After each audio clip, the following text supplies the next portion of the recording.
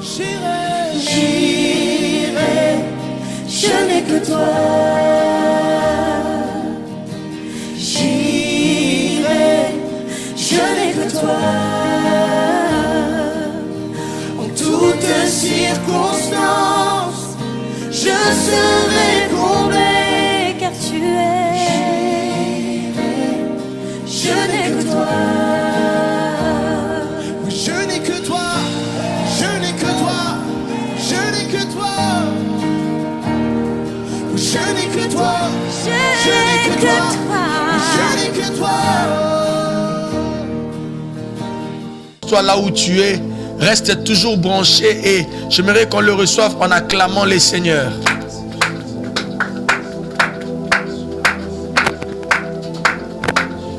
Oh, nous te disons merci, fidèle Créateur. Merci pour ces moments bénis. Merci pour ces temps merveilleux. Toi qui produis en nous le vouloir et le faire selon ton beau plaisir, nous te prions, Seigneur, d'accomplir ce que tu as arrêté dès avant la fondation du monde. Béni sois-tu pour toujours et pour l'éternité. Dans le nom de Jésus-Christ de Nazareth. Amen. Que l'Éternel Dieu nous bénisse. Bien-aimés, c'est pour nous une occasion encore de vous souhaiter la merveilleuse fête de Pâques. Mais j'aimerais dire quelque chose avant de commencer. La Pâques ne doit pas seulement être une simple période. Ça doit être une vie. Et la pensée de Dieu n'est pas seulement que nous puissions arriver au temps de la Pâques, mais que nous puissions vivre la Pâques. Et s'il y a des gens qui ne peuvent pas voir les calendriers et connaître la date, mais qui soient capables de lire la Pâques dans la vie de tout un chacun de nous. Nous sommes en train de parler de ce thème merveilleux, un nouveau départ. Bien-aimés, pour ces premiers jours, nous allons parler de ce que l'Éternel Dieu a mis à notre cœur. Mais la pensée de Dieu, comme je l'ai dit, ce n'est pas seulement pour nous informer, mais c'est pour apporter une transformation. C'est-à-dire, si vous êtes là en train de suivre cette prédication, que vous avez pris votre stylo, ce n'est pas mauvais, mais l'Éternel Dieu n'a pas seulement la pensée que vous puissiez écrire ça quelque part, mais que ces choses soient écrites dans votre vie. C'est comme ça que l'apôtre Paul, par le Saint-Esprit, dit que nous sommes une lettre écrite. Donc, si les gens n'ont pas la capacité de lire la Bible, qu'ils lisent ce que l'Éternel Dieu est en train de faire dans votre vie. Le nouveau départ, bien-aimé, Exode chapitre 5, le verset 1. Si tout le monde est là, nous allons lire la parole du Seigneur. Moïse et Aaron s'y rendirent ensuite auprès de Pharaon et lui dirent: ainsi parle l'Éternel, le Dieu d'Israël. Laisse aller mon peuple pour qu'il célèbre au désert une fête à mon honneur. Nous disons Amen. Bien-aimés, c'est ici le message de la Pâque qui montre réellement que la Pâque est un nouveau départ. Mais lorsque, bien-aimés, nous lisons la parole de Dieu, nous allons nous rendre compte de la manière dont la Bible a présenté la vocation de Moïse. Nous savons ce qui s'est passé, mais rien de ce qui s'est passé dans la vie de Moïse n'était un accident. Tout a été planifié par le Seigneur Dieu. La manière dont Moïse devait être appelé, la manière dont Moïse devait exécuter son appel, tout a été planifié par le Seigneur. Mais j'aimerais ici, bien aimé, que nous puissions visiter cette promesse. C'est-à-dire que ce qui s'est passé avec Moïse avait déjà été dit par l'Éternel, par notre Père Abraham. Il a parlé à Abraham en disant que ses descendants seront esclaves dans une nation. Et après 4 siècles, ces esclaves devaient normalement recouvrir la liberté et ils devaient recevoir une nouvelle vie. Bien-aimés, lorsque nous lisons la parole de Dieu, nous nous rendons compte que l'élément déclencheur de cette promesse, c'était la Pâque. Lorsque l'Éternel Dieu fait cette promesse à notre Père Abraham, après 4 siècles, tes descendants seront libérés et ils sortiront de cette nation. Après ces oppressions, après des moments de domination, d'humiliation, ils vont sortir de cette nation et ils seront des hommes libres. Mais je l'ai dit, l'élément déclencheur de cette promesse, c'est-à-dire l'accomplissement de cette promesse, c'était la Pâque. Certains vont me dire que voilà, Moïse était là, il est entré le premier jour. Mais bien aimé, pendant que Moïse est en train d'exercer son ministère, ils étaient en Égypte. Donc tout ce qui se passe avec Moïse, que la Bible qualifie de plaie, que l'Éternel Dieu avait fait subir aux Égyptiens pour faire éclater sa gloire. Tout ce que nous voyons du premier jusqu'au 9e, bien aimé, tout le monde était encore en Égypte. C'est-à-dire la première plaie jusqu'à la 9e, les enfants d'Israël étaient en Égypte. Mais lorsque l'agneau s'est manifesté, Israël était partant. Lorsque l'agneau s'est manifesté, Israël devait quitter la terre d'Égypte. Alors, c'est pourquoi je dis que l'élément déclencheur de cette promesse, c'était la Pâque. Et nous savons, bien aimé, la Pâque n'est pas une simple période, mais la Pâque nous est présentée comme une personne. Parce que quand vous lisez les épîtres pauliniennes, la Bible est en train d'appeler Jésus notre Pâque. Il est le début de toutes choses. Alors si quelqu'un me pose la question de savoir, mais comment? Oui, parce que j'ai déjà entendu les gens parler de cela. Si le Seigneur a parlé de 4 siècles, mais lorsque vous voyez sur terrain, la Bible dit qu'Israël est sorti après 430 ans. Vous savez pourquoi? Parce que le temps était accompli, mais il fallait qu'il y ait l'acteur du temps. Et vous allez vous rendre compte, bien aimé, les 400 ans étaient accomplis, mais les 30 années, pour comprendre les 30 ans, il faut finir dans le Nouveau Testament, dans la Nouvelle Alliance. Parce que, bien aimé, vous allez vous rendre compte que lorsque la Bible est en train de nous parler d'une période de la prophétie couchante, ça veut dire de Malachie jusqu'à Matthieu, il y a eu 4 siècles. Il y a eu un silence. Il n'y avait aucune prophétie, il n'y avait aucune parole. C'est comme ça qu'on appelle cette période la période de la prophétie couchante. Mais bien aimé, lorsque vous prenez les 400 ans, et l'Éternel Dieu avait annoncé à Abraham, et les 400 ans de de Malachie à Matthieu, vous allez vous rendre compte, bien aimé, qu'il y a eu 30 ans. Le 30 ans, Jésus était dans les coulisses. Il devait commencer le ministère à 30 ans. Comme pour dire que les 430 ans que Israël a vécu pour sortir de l'Égypte devaient avoir normalement l'acteur du temps. Les 400 étaient accomplis, mais il a fallu que celui-là commence son ministère.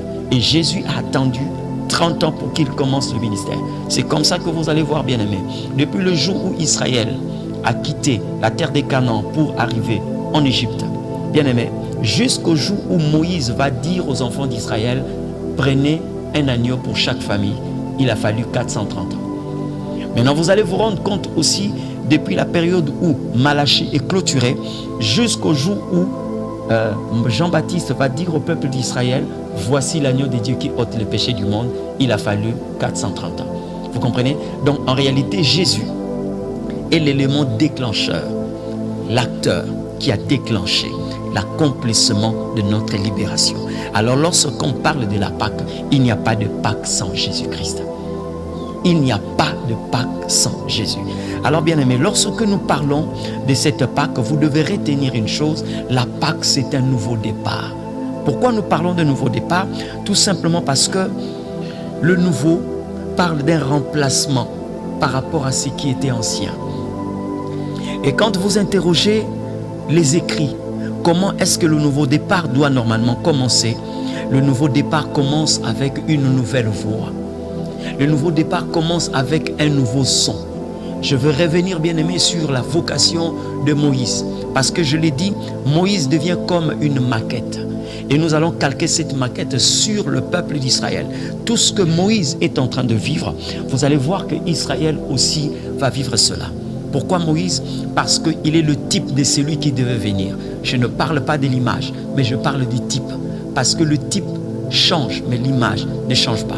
Ça veut dire que quand vous constatez dans la suite du temps des imperfections dans la vie de Moïse, ne dites plus que Moïse est l'image, mais il est le type parce que le type peut changer. Alors, lorsque vous regardez l'appel de Moïse, vous allez vous rendre compte, bien aimé, c'était un homme. Il était considéré comme tout homme. Une fois qu'il s'est retrouvé sur la montagne des dieux, il a écouté une nouvelle voix. Moïse, sa femme avait l'habitude de l'appeler. Ses enfants avaient l'habitude de l'appeler. Son beau-père avait l'habitude de l'appeler. Mais cette fois-là, bien aimé, il a écouté un nouveau son. Et quand il a écouté un nouveau son, il était devant le buisson ardent. Moïse, et il s'est rendu compte qu'il ne parlait pas avec n'importe qui, mais c'était le Créateur qui était en train de parler. Alors c'est en ces nets moments-là, bien aimé, que Moïse a vécu tout ce que nous allons trouver par la suite. Alors Dieu va dire à Moïse, je t'envoie en Égypte. Or Moïse avait fui l'Égypte. Je t'envoie en Égypte. L'Éternel Dieu est en train de renvoyer Moïse en Égypte, mais au lieu d'utiliser le verbe renvoyer, il parle d'envoi. Donc en réalité, l'Éternel Dieu ne voyait pas ce que Moïse avait vécu avant, tout simplement parce que c'était un nouveau départ. Parce qu'il y a une personne qui sait parler mieux que les hommes, c'est Dieu. Et lorsque Jésus est arrivé sur cette terre, même ses détracteurs, les gens qui étaient envoyés pour l'arrêter, ils ont dit jamais un homme n'a parlé comme lui. Alors quand Dieu dit à Moïse, je t'envoie en Égypte, parce que j'ai vu la souffrance de mon peuple, j'ai entendu ces cris, je t'envoie pour aller libérer mon peuple. Bien-aimé, c'était un nouveau départ. Mais comment ce nouveau départ-là, bien-aimé, doit normalement être vécu? Écoutez-moi très bien. Pour qu'un nouveau départ soit vécu, il faut que vous puissiez accepter de faire passer le passé. Je vais répéter cette phrase. Vous devez être capable de faire passer ce qui est passé. C'est-à-dire, les prisonniers du passé ne peuvent jamais vivre un nouveau départ. Les prisonniers du passé ne peuvent jamais pénétrer le nouveau départ dont parle Dieu ici. C'est comme ça que, bien aimé, quand vous lisez la Bible, vous allez vous rendre compte que quand Dieu a la pensée de faire quelque chose de nouveau, il dit dans le livre d'Ésaïe, chapitre 43, je vais le lire pour nous, versets 18 et 19, il dit ceci. Ne pensez plus aux événements passés et ne considérez plus ce qui est ancien. Voici, je veux faire une chose nouvelle. Sur le point d'arriver, ne la connaîtrez-vous pas? Je mettrai un chemin dans le désert et de fleuves dans la solitude. Bien-aimés dans le Seigneur, c'est en ces nets moments que nous comprenons quels sont les éléments que nous devons mettre en place pour que nous puissions vivre normalement un nouveau départ. Là où vous êtes, bien-aimés, le nouveau départ est à votre portée. Mais vous devez comprendre ces méandres pour que vous puissiez normalement vous approprier de ces nouveaux départs. J'ai aimé quelque chose dans la vie de Moïse. Bien qu'on puisse l'accuser des résistants, il a dit ceci au Seigneur, il a dit cela. Mais n'oubliez pas que Moïse avait fui l'Égypte parce qu'il avait commis un meurtre. Mais lorsqu'il se présente devant Dieu, il n'a pas évoqué ces points-là. Il n'a pas évoqué ces points en disant que Seigneur Dieu, j'ai fui l'Égypte parce que j'avais tué quelqu'un. Vous savez pourquoi? Parce que quand le nouveau départ arrive, il y a une déprogrammation. Donc l'Éternel Dieu est en train de remettre le compteur à zéro. Parce que Dieu n'avait pas en face de lui un fugitif, mais il avait en face de lui un envoyé. Il n'a pas en face de lui un criminel, mais il a en face de lui celui qui va commencer à publier les bonnes nouvelles du Seigneur. Et Moïse a compris cela. Il n'a pas voulu être prisonnier de son passé. Pour que Moïse se lève devant le Seigneur, il devait accepter de faire passer son passé. Je suis en train de parler à quelqu'un. Même si vous avez un passé récent, hier, vous avez fait quelque chose qui a brisé votre relation avec le Seigneur, lorsque Dieu parle d'un nouveau départ, la grâce est encore là. La grâce est là. Ne vous condamnez pas. La grâce est là. Et c'est pourquoi, bien-aimé, il a envoyé cette parole pour dire à quelqu'un que vous avez la possibilité de vivre un nouveau départ. Vous savez, bien-aimé, beaucoup de personnes ont été libérées par Dieu, mais ils ont été emprisonnés par leur propre conscience. Beaucoup de personnes. On est en train quelquefois d'accuser à tort l'ennemi, mais ce qui vous bloque en réalité, c'est votre propre conscience. Et moi je l'ai dit souvent, si le diable combat, il peut combattre tout le monde, mais il y a une exception pour le peuple des dieux. Remarquez, lorsque le Seigneur est en train de parler du diable, il parle d'un destructeur. Il dit, il n'est là que pour égorger, voler, détruire. Mais lorsqu'il s'agit de son peuple, il dit, mon peuple est détruit. Il ne cite pas le diable, mais il parle de l'ignorance. Ça veut dire que quelque part, bien-aimé, notre ennemi, c'est l'ignorance. Quand on est enfant de Dieu, notre ennemi, c'est l'ignorance. Donc nous devons nous débarrasser de l'ignorance. C'est bien quelquefois de voir des personnes qui tombent dans les églises sous l'onction du Saint-Esprit. C'est bien, mais il est bon aussi, bien-aimé, de faire tomber l'ignorance et de relever la connaissance. Parce qu'il y a des gens qui tombent et qui se relèvent aussi dans l'ignorance. Mais quand on tombe et qu'on fait tomber l'ignorance, quand on se relève, bien-aimé, on est équipé et on est doté d'un sacerdoce, parce que le sacerdoce de Dieu exige la connaissance. Alors lorsque nous parlons de Moïse, bien-aimé, Moïse a accepté ces nouveaux départs. Beaucoup de personnes aujourd'hui, vous qui êtes en train de nous suivre, Dieu veut commencer avec vous une nouvelle chose. Mais ce qui est en train de vous combattre, c'est que vous êtes accro à votre passé. Jésus a donné un enseignement clair là-dessus lorsqu'il a parlé de vieilles outres et d'un nouveau vin. Bien-aimé, la vie que Dieu amène à la Pâque n'est pas une vie hétérogène. Non, non, ça ne se mélange pas. Lorsque vous voulez vivre un nouveau départ, vous ne pouvez pas faire 50-50, c'est-à-dire que la vie passée et la vie que Dieu est en train de donner. Vous devez vous dépouiller de ce qui est ancien et de revêtir la nouvelle vie. C'est ça le nouveau départ. Et le Seigneur va encore plus loin lorsqu'il parle d'un vieux habit et d'un drap neuf. J'aimerais d'abord parler de ce texte. Il dit personne ne peut prendre un drap neuf et mettre à un vieux habit. Il ne parle pas d'abord de ce qui est nouveau, de ce qui est ancien, mais il parle d'abord de l'utilisation. Regardez, lorsqu'on parle d'un habit et un drap, vous voyez, là il y a déjà une différence parce qu'un habit on peut le porter, mais un drap on peut le couvrir. Et Jésus est en train de parler des choses qui ne peuvent jamais se mélanger. Et à la Pâque, bien-aimé, ce qui va vous bloquer, c'est lorsque vous ne savez pas libérer votre vie ancienne. Lorsque vous ne savez pas vous libérer de ce qui est ancien. Et c'est ce qui va vous combattre quelquefois toute la vie. Vous savez, bien-aimé, l'Éternel Dieu n'agit pas comme les hommes. Les hommes se promènent avec des appareils photo. C'est-à-dire, lorsque tu as pris une photo, même après 50 ans, vous avez la même position. Vous avez le même habit. Vous avez la même couleur. Vous avez la même taille. Mais l'Éternel Dieu, par sa grâce, je compare ça, la grâce de Dieu, avec une caméra. Parce que la caméra peut donner plusieurs positions. Lorsque vous avez vu quelqu'un assis, mais bien aimé, 2 minutes après, cette personne est debout. C'est comme ça que vous allez voir quand Jésus va rencontrer une femme, la Sunamite. Qu'est-ce que j'ai dit? La Samaritaine. Cette Samaritaine était tellement souple et elle a compris que ce n'était plus la même personne.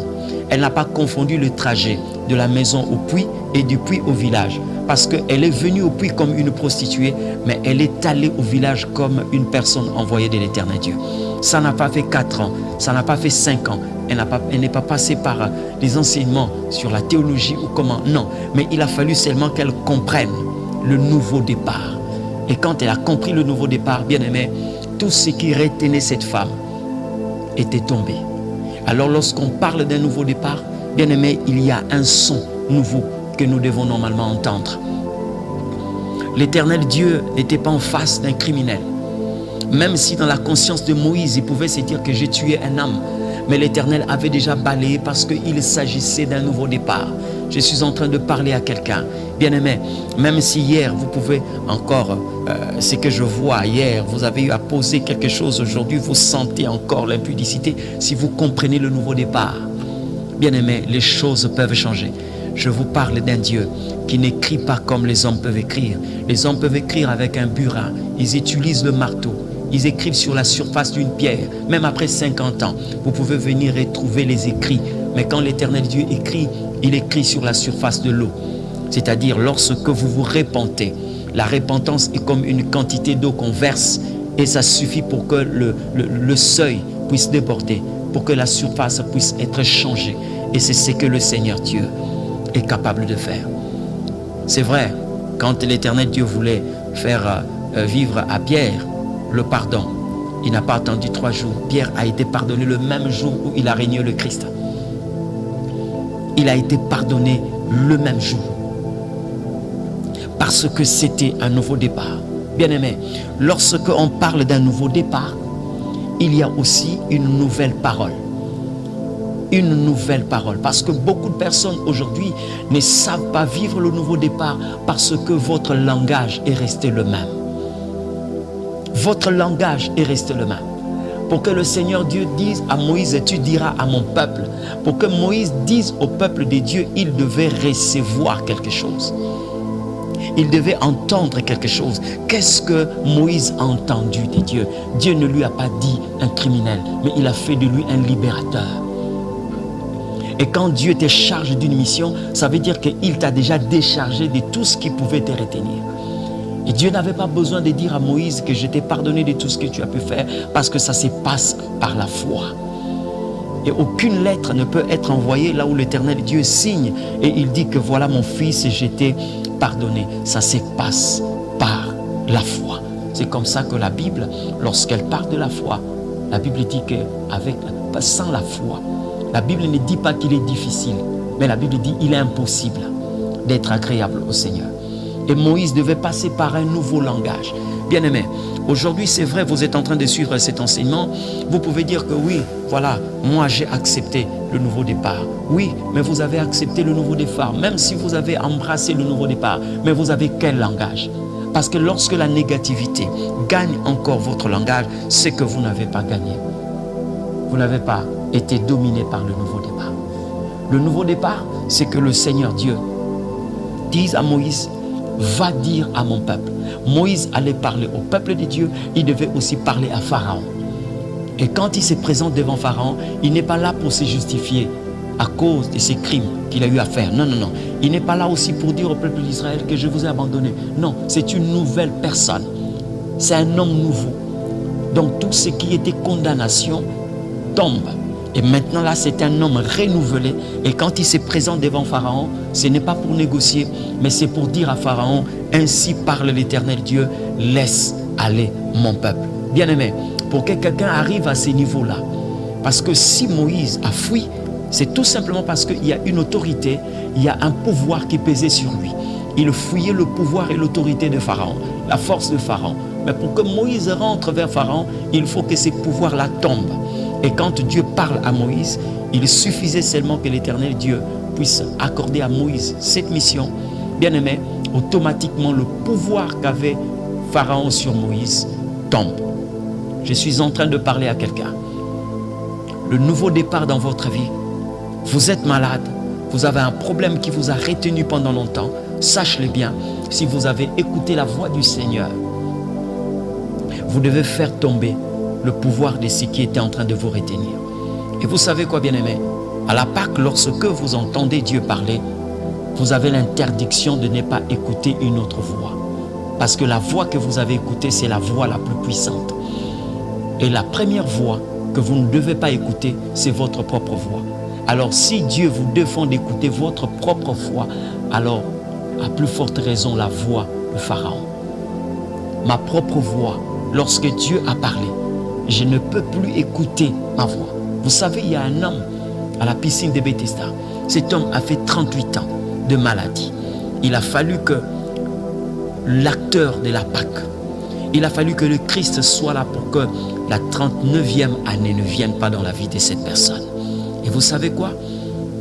Cette personne a bien répondu en disant, je n'ai personne. Et pourtant, le Seigneur ne lui a pas posé la question de savoir s'il avait quelqu'un.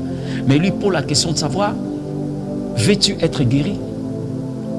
Et cette personne répète une phrase, certainement qui était chaque jour dans sa pensée, lorsqu'il faisait ses ratés. Il dit, je n'ai personne. Mais or, à la Pâque, nous n'avons pas besoin de recourir à ce qui est ancien, mais nous devons normalement nous attacher à ce qui est nouveau, c'est-à-dire une nouvelle manière de parler. Et quand Jésus a dit à cet homme, lève-toi, prends ton lit et marche. Bien-aimé, il ne pouvait plus écouter sa propre voix. Il ne pouvait plus écouter aussi la voix de qui que ce soit, même si les calendriers qui étaient devant lui pouvaient lui faire savoir que le sabbat, l'ange ne pouvait pas descendre, qu'il devait y avoir aucune guérison le jour de sabbat. Mais celui qui était là, c'était le maître du sabbat. C'est Jésus, le maître du sabbat. Dieu a mis à votre disposition un nouveau départ. Ce nouveau départ est là. Et vous devez, bien aimé, entendre une nouvelle parole, et cette parole doit enfanter en vous un nouveau langage, une nouvelle manière de parler. Même quand Saül est là, il y a quelqu'un qui doit dire, moi je ne mourrai point, je vivrai et je déclarerai les œuvres de l'Éternel.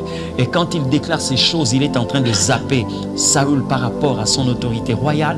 Il est en train de zapper toute l'armée d'Israël que Saül a mobilisée pour tuer David.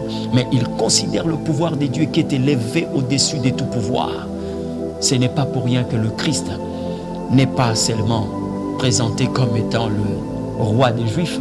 Ce titre a été disputé. Les Juifs ne savaient pas que quand ils étaient en train de dire que voilà, pourquoi tu as écrit qu'il est le roi des Juifs, Jésus ne pouvait pas disputer un tel titre. Et mais ce titre-là est resté même sur le bois. Ils ont placardé sur le bois, sur la croix, celui-ci est le roi des Juifs. Mais quand on a fait descendre le Christ, on a laissé l'inscription sur la croix. Mais lorsque Jésus s'est révélé à Jean, dans les livres d'Apocalypse, la Bible dit sur sa cuisse, il est écrit roi des rois, seigneur des seigneurs. Il n'est pas le roi des Juifs, mais il est le roi de tous les rois. Il est le seigneur de tous les seigneurs. Ça veut dire que s'il y a quelque chose qui t'est dominé, qui avait pouvoir sur toi, qui avait l'emprise sur toi, bien-aimé, retiens que Jésus est le roi des rois, il est le Seigneur des seigneurs. Et lorsque lui me parle, le pouvoir de la maladie doit tomber. Lorsque lui me parle, même si j'ai été retenu dans un lit pendant 38 ans, lorsque lui il parle, bien-aimé, j'écoute sa voix. Et tout ce qui me retient doit me libérer parce que il est la voix de celui qui mérite l'obéissance, soumission, respect, tremblement et crainte. C'est le Seigneur. Le nouveau départ, bien-aimé, c'est à votre portée.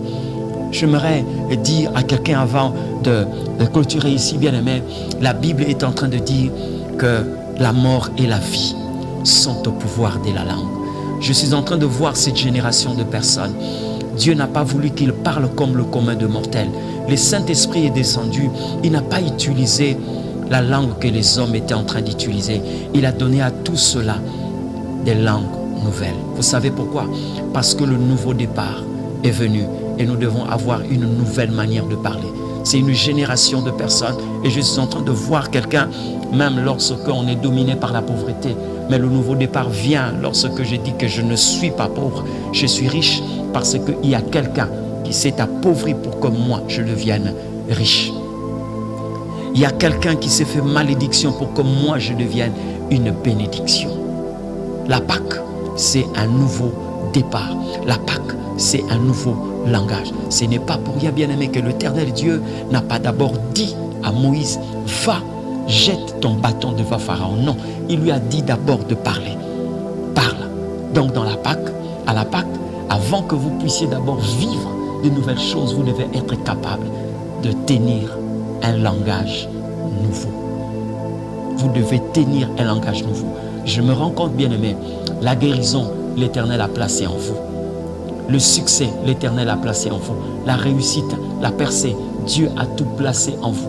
C'est comme ça que, bien-aimé, Jésus, lorsqu'il guérissait des malades, il ne disait jamais que ma foi t'a sauvé. Il disait toujours que ta foi t'a sauvé. Tu dois déclarer quelque chose ce soir pour que, bien-aimé, ce nouveau départ soit effectif. Tu dois déclarer quelque chose. Dieu sollicite en toi un nouveau langage, une nouvelle langue. Tu dois parler d'une nouvelle façon. Il y a des choses qui attendent que tu puisses le déclarer avec foi, que ces choses aient leur existence. Il y a des choses qui attendent que tu commences seulement à déclarer pour que ces choses soient visibles des hommes. Il y a des choses qui attendent que tu puisses le confesser pour que les gens puissent palper cela. N'oubliez pas, avant que nous puissions toucher, nous avons d'abord entendu. Avant que nous puissions voir, nous avions d'abord entendu. Et Jean l'a dit, c'est que nos oreilles ont entendu, c'est que nos yeux ont vu et c'est que nos mains ont touché. Ces principes, bien-aimés, s'appliquent aussi à la Pâque. Et je sais qu'il y a une guérison pour ta santé. Je sais que tu vas encore vivre le relèvement pour ta famille. Je sais que tu vas encore vivre une percée. Je sais que tu vas encore être élevé, même si aujourd'hui tu es assis dans la poussière. Je sais que tu vas encore être honoré, même si aujourd'hui tu vis l'humiliation. Je sais que l'Éternel Dieu est avec toi. Bien-aimé, pour ces premiers jours, le Seigneur a voulu que nous puissions parler de ces nouveaux départs avec une nouvelle langue ou avec un nouveau langage et avec une nouvelle parole, une nouvelle voix. Qu'est-ce que vous avez entendu? Qu'est-ce que vous avez entendu? Le médecin ne parle pas plus que Dieu. Même s'il est expert en, il ne parle pas plus que Dieu. Ce n'est pas le magistrat qui a la dernière parole. La dernière parole vient de l'Éternel Dieu. Mais je sais que pour ces nouveaux départs, il doit y avoir la fin de quelque chose pour que quelque chose de nouveau puisse commencer. Vous qui nous avez suivis, bien-aimés, vous pouvez commencer à parler au Seigneur. Vous pouvez commencer à parler à Dieu. Vous pouvez commencer à déclarer ce que vous voulez que vous puissiez vivre. Déclarez-le dans la prière. Et il est là, il est en train de vous attendre. Je sais que, bien-aimé, l'Éternel Dieu nous entend. Il est là, il n'est pas loin. Je ne suis pas obligé, bien-aimé, de crier. Je ne suis pas obligé aussi de parler comme David a parlé. Je lève mes yeux vers les montagnes. Bien-aimé, aujourd'hui, il est au milieu de nous. Ce n'est pas pour rien qu'on l'appelle Emmanuel, une dimension qui nous fait savoir Dieu au milieu des hommes. Je suis en train de parler à quelqu'un. Oh Seigneur, merci. Merci pour cette grâce excellente. Merci pour cette grâce excellente que tu nous as accordée, Seigneur. Et je sais, éternel notre Dieu, qu'il y a quelqu'un qui a changé sa manière de parler. Il y a quelqu'un qui a changé sa manière de voir les choses. Il y a quelqu'un qui est en train de confesser ce qui doit normalement arriver. Il y a quelqu'un qui est en train de confesser ce qui doit vivre. Et je vois la foi tracer le chemin de tout ce qui doit arriver dans la vie de ton peuple. Je vois cela. Je vois cette guérison emprunter le chemin de celui qui est malade. Je vois la restauration de cette famille. Quand bien même nous avons du mal à recoller les morceaux brisés, je vois que c'est Dieu est capable de faire. Oui, c'est encore possible. Oui, le nouveau départ est là, bien-aimé. Je te vois te relever. Je te vois te redresser. Je te laisse le temps, bien-aimé, de prier. Là où tu es, prie, parle à l'Éternel Dieu. Il est là, il t'écoute, bien-aimé. Il apporte une vie nouvelle. Oh, que l'Éternel Dieu soit béni. Prie l'Éternel Dieu.